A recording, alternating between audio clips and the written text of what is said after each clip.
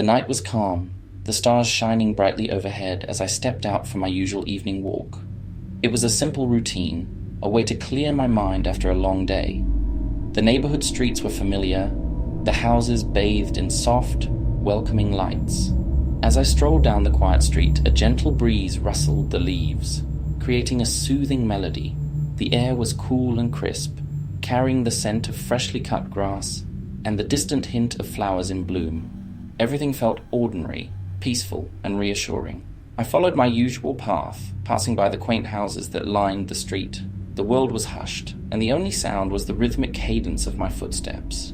It was a perfect night for solitude, for losing myself in the tranquility of the evening. But as I walked further from the neighborhood and into the nearby woods, I began to sense a subtle change in the atmosphere. The trees closed in around me, their branches forming an intricate canopy overhead. The familiar path became shrouded in darkness, and the comforting hum of civilization faded into silence. I should have turned back, retraced my steps to the well-lit streets, but an inexplicable curiosity pulled me deeper into the woods. The path was dappled with moonlight, casting eerie shadows that danced at the edges of my vision. The air grew still, and the whisper of the leaves became an almost inaudible murmur. And then I heard it, the faintest of whispers, like a secret shared among the trees. I strained to listen, trying to make out the words, but they remained elusive, just beyond the reach of comprehension. It was as if the very woods were trying to tell me something important and mysterious. I continued onward, my heart quickening with each step, drawn further into the heart of the forest by the haunting whispers. The path meandered through the trees, and I felt as if I were following a hidden trail, a path known only to the spirits of the woods. The whispers grew louder, more insistent, and I could almost make out the words. They spoke of ancient secrets, of forgotten tales, and of a world hidden just beyond the veil of perception. It was a language of the woods, a language that only those who dared to venture into the night could understand. As I rounded a bend in the path, I entered a small clearing bathed in an otherworldly, silvery light.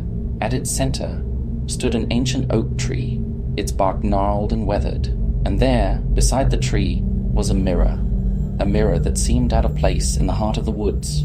I approached the mirror cautiously, my reflection wavering in its surface. But as I gazed into the glass, I realized that I wasn't alone in the reflection. Behind me, obscured by the trees, were figures, shadowy, indistinct figures that seemed to beckon me closer. My heart pounded as I turned away from the mirror and looked behind me, but there was nothing there, just the empty woods. I turned back to the mirror, and the figures were gone. I was alone once more. I reached out and touched the mirror's surface, and as my fingers made contact, a shock of icy cold shot through my body. The mirror rippled like water, and suddenly I was pulled into it, into a world that was both familiar and alien. I found myself standing in the same clearing, but everything was different. The moon above cast a pale, ghostly light, and the trees twisted and contorted like tortured souls. The whispers surrounded me, a cacophony of voices that spoke of sorrow and longing. The figures from the mirror were there, hovering just beyond my grasp, their faces twisted in pain and anguish. They reached out to me, their hands cold and insubstantial, their voices a chorus of wordless pleas. I tried to speak, to ask them who they were and what they wanted, but no words escaped my lips. I was trapped in this silent, spectral world, a prisoner of the woods. The figures beckoned me closer, and I took a hesitant step forward.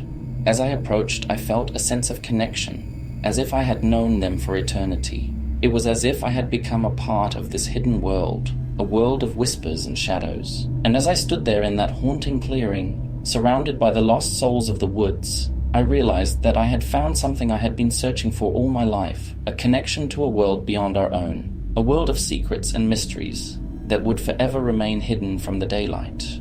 I had ventured into the woods on a simple evening walk, but I had found something far more profound, a glimpse into the unknown, a journey into the heart of the whispering night.